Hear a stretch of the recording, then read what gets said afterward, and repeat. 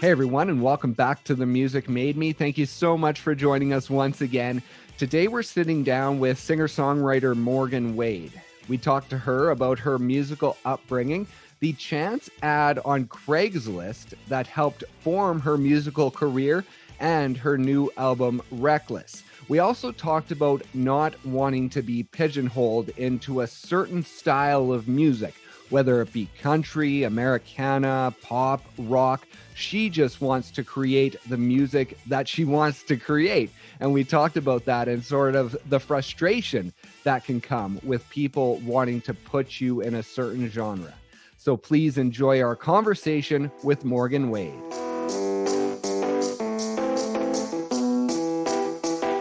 I wanted to talk about the Floyd Country Store and those nights with your grandpa and your grandparents and what those meant to you and what age you were when those were happening and how that kind of influenced you at that age. Yeah, so I was like, at least 4 or 5 years old. I mean, it goes back, pretty early, that I can remember. It was like every Friday I would go with them up there and we'd go get something to eat. And then it was like we would stay out. And I, being younger too, it always felt so big to me. It's like I go back and I'm like, man, it's small in here, but it always felt so big as a kid. But it was cool because the music would just like bluegrass players just all down the street right there too. And they would just get together and play, just random people would just like link up. And so, that was honestly my only introduction to like live music or anything like that. And I just fall asleep on his lap out there listening to bluegrass music and eating all the candy and stuff they would let me get. But then like I do remember like my first like actual concert was actually a Dixie Chicks concert. Oh yeah? So yeah, my parents were still together, so I had to be like 5. But wow. I just remember it being, I still like remember that concert and it was great. And what do you remember of the feelings of that concert and also those Friday nights? Like, was it the music or was it more the experience that you remember that kind of gave you a good feeling? I just, I remember the experience more so, I just know that, I was always drawn to the music. More so just infatuated with the fact that people could write stuff like that and that they could do that and get up there and perform. And so it was all just kind of taking all of it in. But I mean, the Dixie Chicks were super awesome, so it was hard not to. I am like really proud that was my first concert, actually. Yeah, that I was gonna say that's a pretty good first concert. It was a great first concert. It really was. And your parents, like you say, they were still together then. They divorced when you were around 5. So do you remember what music was for you then? Was that a support for you going through that time? Do you remember? I just always remember writing kind of my own stuff then, and it started when I was about 6 or 7 that I really like earliest memories of like writing my own music and stuff like that. I just I always remember too going up to my grandparents' house and like watching CMT and just always being really fixated on that. I remember my grandma being like, what are you watching? Because it was like the Goodbye Earl music video, again, Dixie Chicks. Because that was like, the time I was a kid, and there's the scene, where she was all beat up or whatever, and they're like, what are you watching? But I just always like that was a big thing. It was something my dad and I talked about the other day is just like Saturday mornings getting up and watching CMT, like watching music videos and stuff like that. So I definitely, grew up hearing all that, and that was early on. It's interesting. I don't guess I've really thought back much about that. You're taking me on a little journey too. And the writing, you've always mentioned that you've been an old soul, and your writing, even when you were 6 or 7, was really about relationships. So do you think that your parents' relationship and that breaking apart and spending time with your grandparents and with your mom and dad, do you think that helped you develop that sort of songwriting? Do you think if your parents hadn't have separated that you'd still have sort of that writing back then?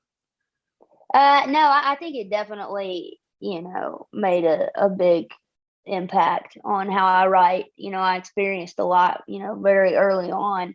Hmm. Especially, my dad got remarried pretty quickly and they ended up divorcing. It wasn't a good relationship at all. And I think that definitely impacted me um, a lot. And so I just really remember definitely during that time, which I was older, I was probably, closer to like 11 or 12 years old. I remember writing more, you know, intense stuff. And I do remember writing a song, and I think it was hard for me because I had written something, and even my mom was like, that was like the one little thing that I had kind of like showed, like, hey, I wrote this. And my mom was like, wow, that was really good. And there was somebody that was interested in like helping me kind of figure out how to put that to music because, I was just a kid. Okay. And, but then they found out that I was like 11 years old and they were no longer intrigued by that. Oh, wow. I remember that cut me deep. I was like, well, what does it matter? It was a good song. So anyways, I look back and I remember stuff like that. It's funny though, that same guy who did that messages me often Oh, about my really? career. So if he hears this, I hope you know who you are because I remember you. Yeah. And so I read that your grandma still finds your lyrics sometimes around the house. And so what do you think when you look back on those now? It's funny. I was just so private about that stuff, because I didn't have any confidence. I didn't, uh, know that any of that was, I had no idea I'd be here. I knew I wanted to do that, but I didn't know that I would be here. So yeah, it's funny when she's like telling me that she opened up a random like cookbook and found something like stuffed down in there that I guess I had hid as a child. I would be surprised if she put it on eBay one day. No, but And do you ever look back at them and get inspiration for your current stuff or even use like a line or two from what you wrote back then? no, no, no. I sometimes like stuff from a few years ago maybe, but I didn't really write stuff down. I did as a kid, but then as I got older, I just like even now I don't really write lyrics down. Right. Um, if it's something I'm going to use, I just memorize it. Yeah, So I was going to ask you about that. How do you do that? Because I can't even remember. Like, if I see a sentence or something I want to remember, I'll like say, oh, yeah, I'll remember that. And I say it a couple of times. And then, like, 5 minutes later, I forget what I even read. And so, how do you do that? Do you have a method to doing that? no, I have no idea. That is the only thing I can do that with the songs. Anything else, yeah, that's not happening. But I can remember songs like it, and that's how I know if it's gonna work. I can remember it. Um, Going into the studio, it was like the day like that we first went in. They're like, yeah, you need to like write these down for us because everybody else like needs the lyrics. And I was like, Right. yeah, I hadn't written any of them down. I was like, that's just not something that I do. So, um, yeah, so I don't really there every now and again I'll find something that I've like scribbled down and I'll be like sometimes I'm like, wow, okay, yeah, but then other times I'm like, you shouldn't have written that down. You just need to get rid of that. So Right. And so you started writing around 6 or 7. When did you start picking up the guitar for the first time? I was about 12. I think it was about 12. And I took lessons for like a year or something like that. And then that was about it. I just wanted to know enough to be able to write songs and then, figure the rest out on my own. And that's what I did. I've never been one to really, I started out actually in like classical violin. Oh, okay. I hated Not for it. you. I hated it. No, gosh, I look back on that. And I'm like, well, that was because my grandfather, he loved the fiddle, going to hear Okay. bluegrass music. And Yeah. he bought me a fiddle. And so they thought they signed me up for like fiddle lessons, but no one taught fiddle. It was literally classical violin. And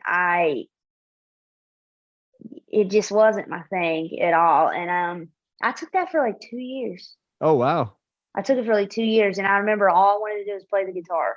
I walk in there, she had a guitar in there, and I remember she told my mom, she's like, "Well, if she doesn't do anything with the violin, she's never going to do anything with the guitar. Don't you let that girl play the guitar." Oh, really? And yeah, it's just been like a system of like being doubted for so long. Yeah. So I kind of like look back on that, and I'm like, man, no wonder I had like zero confidence. Everybody was like, "Yeah, you're not gonna do that." So that's why I'm a big on like, don't listen to other people, just do whatever you want, because kind of screw everybody else in their opinions a little bit. Yeah. Yeah. Do you ever think about what would have happened if you would have been encouraged all the way through? Like, do you know where you would have ended up if that would have happened? Yeah, I've questioned that, but I've also questioned, I'm like, I think it was good for me to like have to rely on myself a lot of times. And just like I've said that before, I was like, okay, well, I'm not gonna be able to do this for other people, but I can do it for me. And I Right. think that that's been like the best gift, because I wasn't doing it for anybody else. And so even if my career just ended tomorrow, I would still write and do that stuff for me. So I think that that's like the best thing. That's something no one else can take that away from me. I can always write my stuff for me. So I think that's how I look at it anyway. And so the singing was another area where you were doubted, but it was 19 when you decided to take a stand with that and create a band around a song that you had written for a boyfriend to try and either get over him and get him back. So just talk about that experience and mentally where you were at in taking that leap and saying, okay, I want to try and do this and actually sing. Yeah, I literally, I'm not entirely sure what like just made me be like, okay, I'm gonna get on Craigslist and find a band, because I'm like, who does that? And it was like, I was listening to the CBS taping the other day, and it's back, and my boyfriend was like, if someone just heard that first part of it, they would think that this was about to be like some kind of like murder story, because it was like, Right.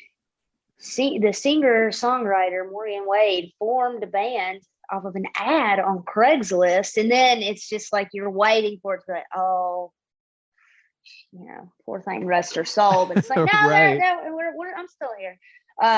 Yeah, I don't know what made me do that, but I got online, and I got on Craigslist, and I found people looking for someone to sing. And it was like, I just remember getting two of my friends that I was in college with, who were both like my age and the same height as me, and we just three females just rolls up into Southeast Roanoke, into this house that there's just some guy smoking a cigarette on the front porch, and we like just walked on it. He was like, yeah, just go down to the basement.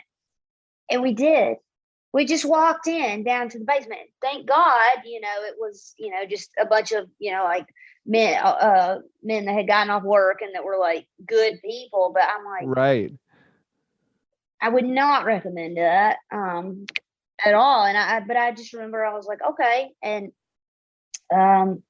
started singing with them. And then it was like, it became a thing every week to go practice. And then, yeah, I started, it was literally, so it was literally all of a sudden, it was just like something clicked for me. And I was like, okay, well, you do it, but I Right. still at that point wasn't like, okay, this is going to be this huge thing, or any of that. It was never, oh my gosh, I want to be on the radio or do any of that. It was more so just, all right, I'm having fun. I'm enjoying this, and it's working right now. And, get some shows and make $100 and some free beer, and, you think you're winning. And so it was, yeah, it was like no real pivotal moment for me. It just all like fell into place. And I feel like I started little by little, get a little bit of confidence, and just be like, all right, screw it. You're going to do what you want to do. And now here we are. And do you remember the first like one or two shows on stage and what it was like and how you were feeling?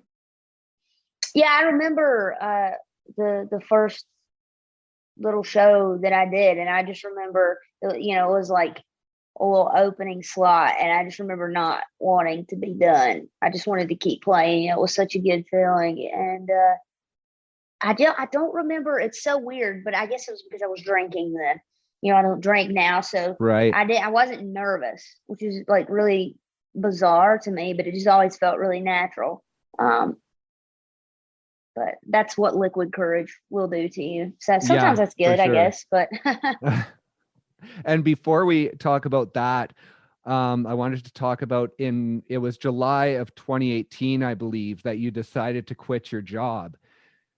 And so at that point, you had gotten to a place where it was like, this is what I want to do as a career.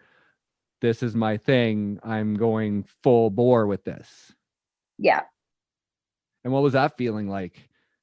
it basically, I had kind of gotten to the point where it was like, all right, either you can't be booking all these shows, you can't be going and doing all of this, or you can, but you have to quit your job, because it was just like your head's in two different places. And I was like, you hate your job, you don't want to do this, like, why are you doing it? And then Sadler was basically like, hey, I don't want to tell you what to do, but you should probably go all in and just do it. And I kind of needed that encouragement. And then yeah, I remember I was leaving a show, and I called my boss. I was like, hey, I'm gonna work the next 2 weeks or whatever it was, and then see you, man. So that was, that it was scary at first, but now I look back and I'm like,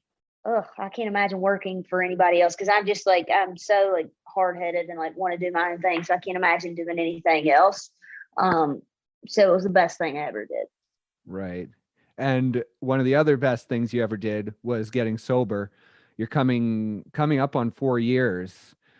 Talk about kind of the breaking point of that. And I believe it was a show in New York City where you finally realized that enough was enough, and to move forward, you had to do something about it.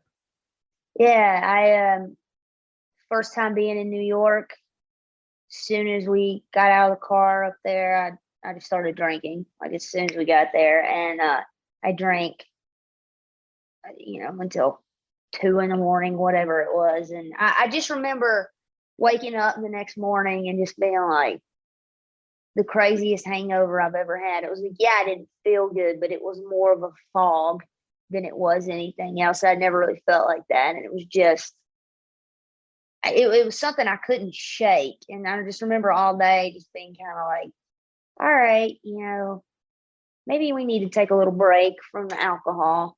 And so I did, I didn't drink anything else while we were there. And then it was just like for weeks after that, I just could not like get rid of that feeling. It was extremely bizarre. And I was just like, all right, I'm not drinking anymore. And I think all my friends probably assumed, all right, yeah, you're not going to drink for like a month, and then, you'll be back. But I have not Right. touched it since. It was just such this heavy feeling, and kind of just realizing, like, if you want to do anything with your life, you have got to stop. And yeah, coming up on 4 years of that. And I think, it's a little harder now because it's been so long since I've drank. So sometimes you kind of have to remind yourself why you don't drink anymore. Like, no, Yeah. you haven't changed. Like, it's a disease. You're not going to be able to just handle 1 or 2 drinks. Like, don't even. So I stick with the sparkling water and coffee, and we're good. And it's always the next morning, right? When you wake up, that you kind of have that realization that, yeah, that's why I don't drink. Mm-hmm. Yeah, and I get some of those like hungover feelings when I'm like sleep deprived. Right. Yeah. So if I've been at a show or whatever, and I'm just super tired the next day, it brings me back, and I'm like, yeah, I hate this. I hate this. I'm like, you can't. So I'm like, imagine, I can't even imagine touring and doing all this stuff now, being hungover, trying to do it too. I'm just like very thankful. In June of 2018, you did an interview on a podcast, and you were still in your band. And at that point, you were talking about Jason Isabel as one of your influences and wanting to hook up with him. And you were going to be playing Floyd Fest a few weeks after that, and you were hoping to kind of maybe cross paths with him.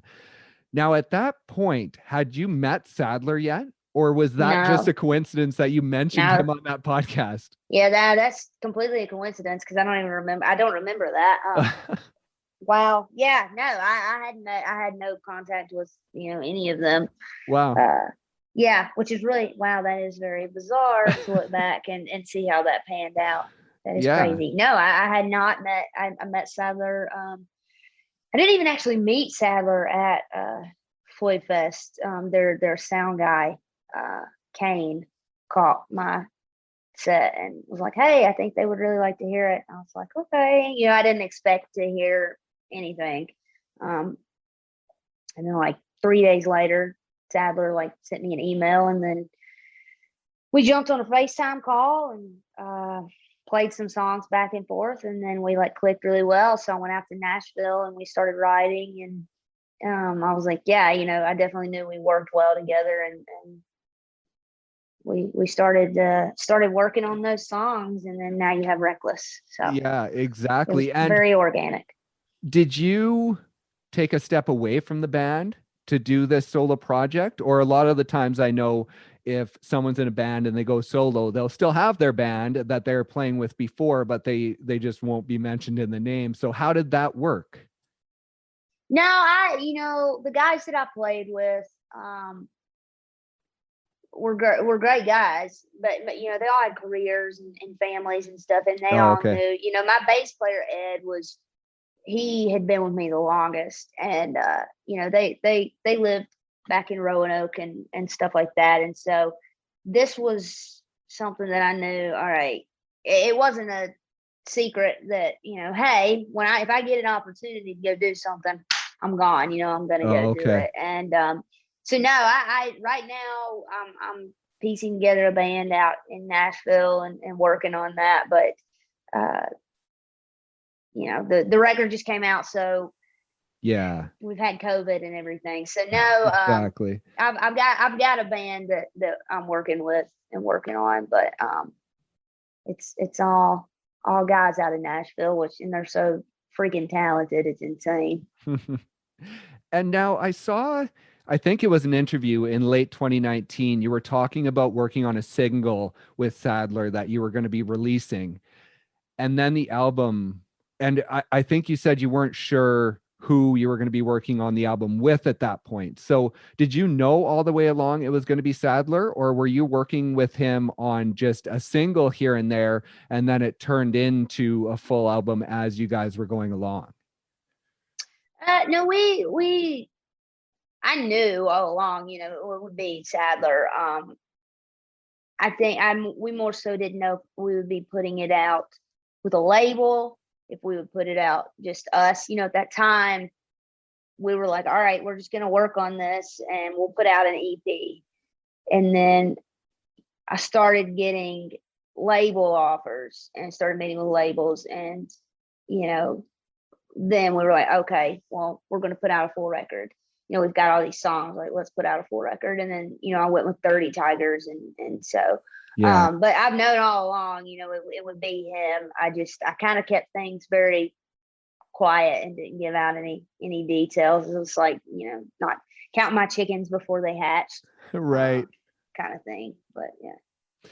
And now I wanted to talk about the music, but more in a way of throughout this process and all the interviews that you're doing and everyone trying to force you into a box or force you here, or compare you to this or compare you to that. As positive as this release has been, and as well as the traction that it's getting, how frustrating is it in that regard within the industry, not being able to just say, I am who I am and this is my music? Um, yeah, I mean, I think it's gonna take me a minute to, adjust to the fact that I have a bigger audience and it's like continuing to grow. I mean, like, especially after Saturday, with the CBS Yeah, for airing and sure. everything, like, things are coming in, and I've got a lot more people that I'm in front of now. And I think that people, are used to hearing me with an acoustic guitar, stuff that they've heard before that, wasn't a record. This is like my debut record. Like, this is an official album. And so I think it's a little different for some people, which is okay. Everybody has their own opinions, and that's fine. But it's the arguing over what I am and trying to classify me. I'm like, man, just let me make my music. Like, let me do whatever I want to do. If I decide to put out a rock opera record next month, just let me do it. Like, if you don't like it, throw it in the trash. That kind of thing is like where I'm at with that. Cause I'm like, I think especially to creative people and artists, like, we continually change. Yeah, and, exactly. and I wanted to put out a record too that allows me to have that next record be, well, what is it going to be? Because what can you really classify this record as? It really opens the door for record number 2 to kind of go a bunch of different directions. And that's really important to me to, if you just full pop record, that first record, and then the second one, you want it to be country. I mean, how's that going to, some people aren't going to adjust well with that versus putting out something that so crosses over a bunch of genres. And I think we did a really good job with that. And does it feel almost a lot of times it's a double-edged sword, because people want you to fit in a box, but the minute you fit in a box, they say, well, why do you play the same stuff? Why do you have this certain sound that you have? Yeah. People can't, I think that's in general. I guess we all do that. I do it with the seasons. It's like, oh, I want summertime, and it's summer and you're ready for fall, Right. that kind of thing. And I think too, also being able, people hiding behind social media, being able to say whatever they want to. They wouldn't say it to your face. If they came up to you, they would definitely not say it to your face, but they'll say stuff, on the internet because they can hide. But yeah, it is interesting. It's, they want you to be this, but don't be this at the same time. And everybody has their own different opinions on how that they think that everything should be done. And so it's just best to just like not read the stuff. I'm learning that, for the most, and that's like a very small amount, because like for the most part, everyone's been super supportive and things have gone over really great. And I've been kind of saying for the last year, like, hey, this new stuff is different from like just me with a guitar, because I have a band, Right. And so I did our vinyl stuff, which I loved, and I still enjoy that. I want to be able to do both, do just the girl with the guitar, but also go do pop music if I want to. And the word pop freaks a lot of people out that hate pop music, so I'm like, it's just it's a process, but I'm just really fortunate for everybody that's, been super supportive and allowing me to do this. Yeah, and there has been a good response. And how does it feel basically over the last 2 years? Like, I was looking on social media when you had the album releasing. It's like, I want to thank my manager, my agents, my publicist, my tour manager, my label. Like, all of a sudden you have this team behind you within the last 2 years, and you have this record out and you're getting positive response. Like, what has that been like? It's funny because it's like, I played a couple shows this past weekend, and it's interesting to be allowed to just be the artist and just show up and perform, and not, be the merch girl and, load everything in and take care of everything and get the check and do absolutely everything myself. Right. It's allowing me to be in a much better mood and feel a little more rested, because it's like, I was doing all that, which I think is good. And there's so many people out there that do all that. There's so much more that goes into putting on these shows and, putting out a record. I had no idea how much goes into putting out a record. I mean, it's, I've got such a great team of people, but yeah, it's a little crazy, to think the last time I toured, I didn't have any of this. And then now I've got, a team, an actual team of people. And that team isn't, a fake booking agent that's that's actually me. I did that for a long time, so Right. um yeah, it's awesome. I'm super blessed. And another big thing, I saw you post about your new car, the first car that has air conditioning, and it's a Benz. And so being to this point where Yeah, you have the ability to support yourself, like that's got to right. feel pretty damn good.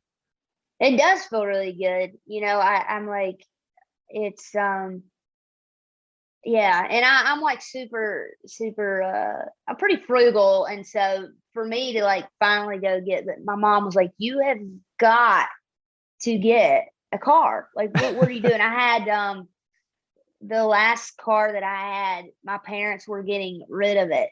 It Oh, was a okay. mini. It was a minivan, and they were like getting rid of it, and I was like, "Yeah, I'll take that. I'll buy that for $1,500 off of them." And as soon as I got it, the AC went out. Oh This was gonna be man. like the first. That was gonna be the first car with AC for me, Oh, okay. and it went out as soon as I got it. And so for literally like 2 years, I just drove a minivan, and all my friends gave me grief. And I'm like, guys, the lumbar support is amazing. Um, and so finally it was time. But I was like, for me, it was like kind of, it was emotional because I was like, man, I did this myself. I worked really hard and was able to go get a nice car and to like, not in a show offy way, but like, no, I really worked really hard doing that, something that I always felt I wasn't good at, and I could never do is now what's helping me pay my bills. So Right. it is, it's crazy in a good way. And before we run out of time, I wanted to talk to you about the health and fitness side of things and how that has helped and influenced you over the past little while with getting into the ultra marathons and just becoming super healthy. Yeah, it's especially like with quarantine when that started. I was fortunate enough to live on a trail so I could get outside. And so running was like a big thing. There was a lot of virtual races that were going on that you could sign up for. I think the first one I did was like you run 5 miles every 4 hours for 24 hours. So you're like running through the Wow. night. Yeah. And so it was like all these things. And it was so good because, I was stuck at home. I couldn't, we were all stuck at home, but it was like, all right, this gave me something to like really push myself. I mean, it's crazy. And thinking about it right now, it sounds crazy. But it has helped me so much too, especially to keep, it gives you a rush. And I think that's something that, I was really missing from not getting to perform and be out. And especially too being sober, it's this encourages me to try to get the sleep that I need when I'm on the road and get up the next morning and go to the gym before I get on the road again. That's really important to me. And I mean, you got to Right. take care of yourself. If you're not healthy, I mean, it's touring and trying to sing and all that stuff. I'm a firm believer cardio is good. I mean, well, it is good for the lungs, and keeping healthy lungs is good for me to sing. I kind of need my lungs. So Yeah, exactly. And you talk about touring, things are starting to open up. So how torn are you between being able to tour this first album and getting back to work and working on the second album? yeah, I've been like thinking about record number two before this record has been before we put Reckless out, and my team's Right. been like, maybe we gotta wait a little bit. We gotta tour this Reckless. I'm excited to get out and play shows. I know that like around the winter months, when things are kind of slow with weather and stuff like that, is a good time to try to get back into the studio. And I don't know how long I'll have to wait to put out record number two. So don't ask me because I'm just sitting here. I would tell you all the details if I had any, which I Yeah. probably am not allowed to do anyways. No one tells me anything because I'll leak it. I would be the person that would leak the information. So Right. it's best that I don't have anything. But I'm excited to tour because it's been so long, and then I think touring will help me to be out on the road to write, to have some experiences and be around other people and feed off Yeah. that. So have some interesting stuff to write about. And throughout the last, say, 5-ish years since this has sort of been your goal of being a musician, since it's kind of clicked in with you. How good are you feeling at this point as compared to the rest of the journey? You know, I'm starting to feel like my hard work paying off. I think that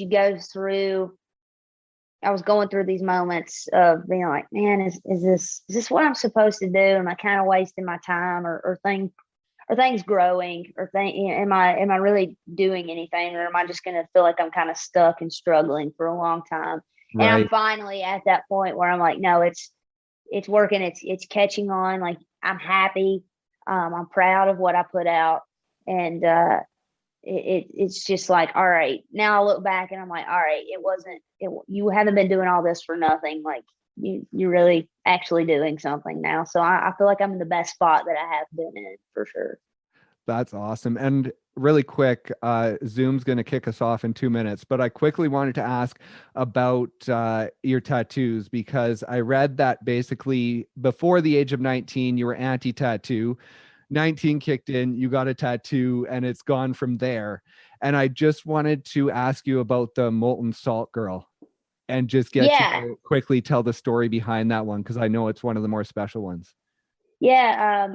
I just always had this memory of my grandma setting the salt on the table at night when we sit down and eat dinner. And I just always remember just sitting there eating my food, just staring at the Morton Salt girl. And it's just something that I could still see. Like, I can still, go back there in my mind. And so it's something that I can look at that's right there on my arm. And, it's a good memory. And so not all of these have memories, but that one's definitely one that does. Do you still stand behind the toilet paper roll with 2020? I still stand behind that one. I do not regret it. Like, my mom was like, what did you do? But nothing really surprises her anymore. But I'm like, nope, I will always remember how these people fought over toilet paper, and we had no toilet paper for, months. So, yeah. Oh, that's awesome. Well, I want to thank you so much for joining me and for sharing your story. It's awesome. And congratulations on the album Reckless. Everyone can pick it up wherever they get their music. It's great to see you out there. Like you say, CBS Morning Show. That was awesome to see you performing on there. So Thank you. congratulations on everything. And we'll look forward to the touring, and then whenever it might happen, album number 2.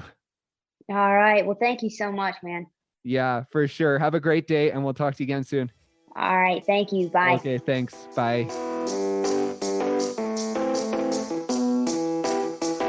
Thank you guys once again so much for joining us, and thank you to Morgan for stopping by and sharing her story. Go check out her new album, Reckless, wherever you stream your music. Please also like, share, subscribe, follow us on whatever streaming service you are listening on, and jump over to social media and give us a follow there as well. We're on Facebook, Twitter, Instagram, TikTok. Just search The Music Made Me and we should pop up. Thank you so much once again, and we'll see you next time on The Music Made Me.